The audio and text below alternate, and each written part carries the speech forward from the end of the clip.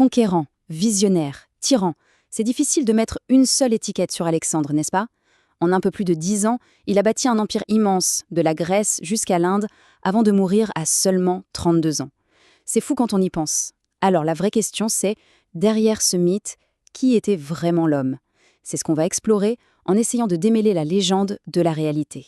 Voilà une phrase, qu'on lui attribue en tout cas, qui résume tout. L'ambition du personnage est juste démesurée. Pour Alexandre, le monde n'était tout simplement pas assez grand. Il ne s'agissait pas seulement de gagner des batailles, non. Il voulait une domination totale, être le seul et unique maître du monde connu.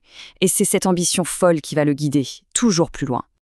Alors, pour comprendre le personnage, il faut d'abord revenir à ses origines. D'où vient-il? De Macédoine. Et à l'époque, pour beaucoup de Grecs, notamment l'orateur Démosthène, la Macédoine, c'était un royaume un peu à la marge, presque barbare. C'est donc depuis cette position d'outsider, en quelque sorte, qu'il va partir à la conquête du monde. En fait, toute sa jeunesse semble être une préparation pour un destin hors du commun.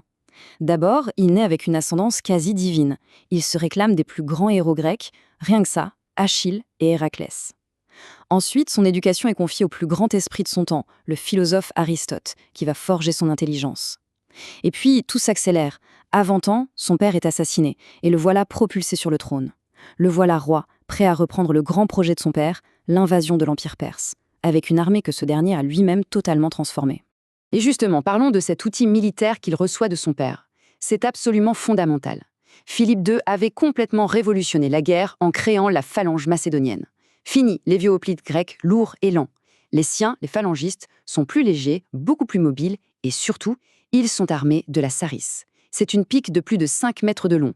Imaginez cette forêt de piques qui avance sur le champ de bataille. C'était une force de choc offensif presque inarrêtable. Alexandre va la perfectionner et en faire la clé de toutes ses victoires. Alors voilà, avec cet héritage et cette armée révolutionnaire, Alexandre se lance. C'est parti pour une campagne de 10 ans qui va littéralement changer la face du monde. Il reprend le grand projet de son père, envahir l'immense, le gigantesque empire perse. Et il faut bien mesurer l'audace du projet. Il traverse en Asie avec environ 40 000 hommes. 40 000, c'est tout, pour aller défier un empire qui s'étend de l'Égypte à l'Inde et qui peut mobiliser des armées bien plus grandes. Sur le papier, c'était un pari complètement fou. Mais Alexandre, il avait un plan. Et ce plan, c'est sa fameuse tactique du marteau et de l'enclume. C'est simple, mais c'est génial. L'idée, c'est quoi?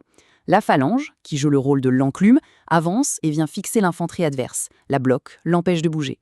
Et pendant ce temps-là, Alexandre, lui, à la tête de sa cavalerie d'élite, le marteau, contourne l'ennemi et vient frapper de toutes ses forces sur le côté ou par derrière.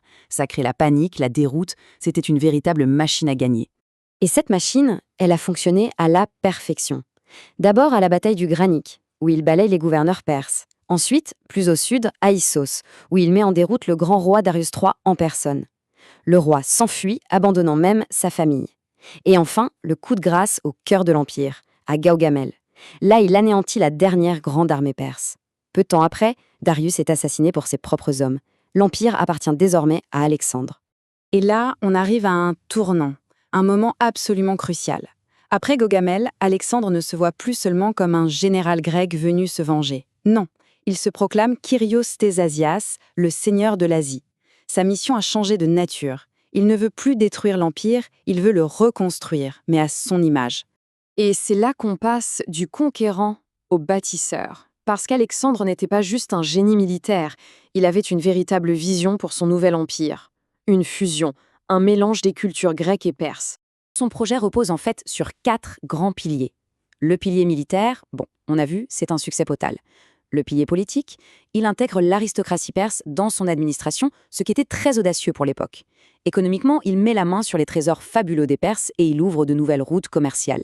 Et enfin, culturellement, il lance ce qu'on appellera plus tard l'époque hellénistique en diffusant la culture grecque jusqu'aux portes de l'Inde. Son héritage le plus concret, le plus visible, c'est sans doute la fondation de villes. On en compte plus d'une vingtaine qui portent son nom, de l'Égypte à l'Afghanistan. Ces alexandries sont pensées comme des phares de la culture grecque. La plus célèbre, bien sûr, c'est celle d'Égypte, qui va devenir pendant des siècles la capitale intellectuelle du monde méditerranéen, avec sa bibliothèque et son phare légendaire. Mais voilà, Alexandre meurt. Subitement, à Babylone, en 323 avant Jésus-Christ, il n'a que 32 ans. Son empire, si vite conquis, éclate immédiatement entre ses généraux. On pourrait croire que c'est la fin, Mais en réalité, c'est tout le contraire. Sa mort n'est pas la fin de son histoire, c'est le début de sa légende. Et cet héritage est tout simplement colossal.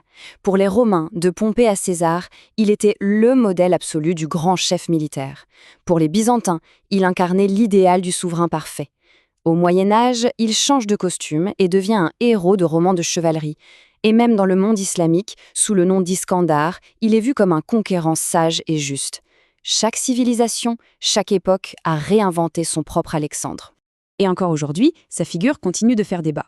Au XIXe siècle, par exemple, les puissances coloniales européennes l'ont utilisé comme le symbole du conquérant civilisateur, celui qui apporte la lumière de l'Occident à l'Orient. Aujourd'hui, évidemment, les historiens ont une vision beaucoup plus nuancée et soulignent aussi la brutalité de ses conquêtes et la violence de son règne. Alors, au final, qui était Alexandre? Un génie militaire qui a redessiné la carte du monde? Un visionnaire qui a rêvé de fusionner l'Orient et l'Occident? Ou un tyran mégalomane dont la soif de pouvoir n'avait aucune limite? Eh bien la réponse, et c'est peut-être ça qui le rend si fascinant, c'est qu'il était probablement tout ça à la fois.